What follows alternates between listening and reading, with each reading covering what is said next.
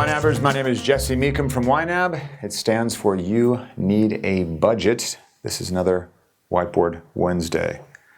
You do need a budget. We all do. Today I want to back away from budgeting specifically and talk about a great book that I read. I think I talked about it on the podcast already.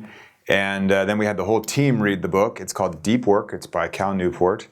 I highly recommend it. But the gist of it, or at least what I'm going to talk about today in relation to budgeting, is that deep work is the meaningful, hard, focused, heady, difficult stuff that you have to do.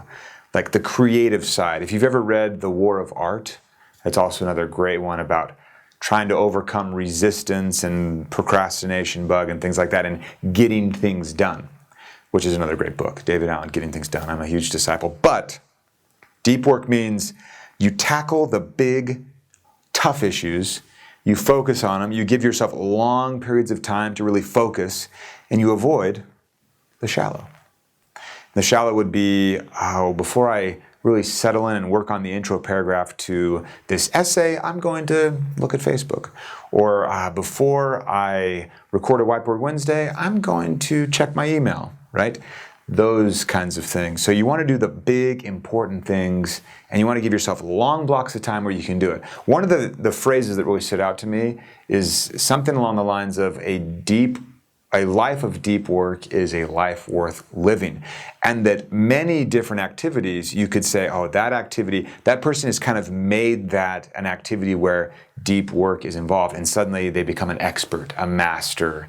If you think about the book Blink by Malcolm Gladwell, where they talk about mastery, or The Talent Code, where another one where you talk about mastery and how does the person obtain mastery. If you could tie that back to deep work, you could probably do that very easily around really just getting your arms around something and really knowing it inside and out to a level that most people never would achieve. Now, think about this for budgeting. The deep work part of budgeting is not importing your transactions, it's not categorizing, it's not cleaning up payees, it's not looking at reports, it's not just fiddling, right? That's not the deep work. What is the deep work when you budget? What is it really? And it's really the tougher stuff. It's the question around, what do I want my money to do? What really matters to me? I was just having a meeting with Chance, our COO, and we were talking about the next year and what kind of strategic things we want to have happen.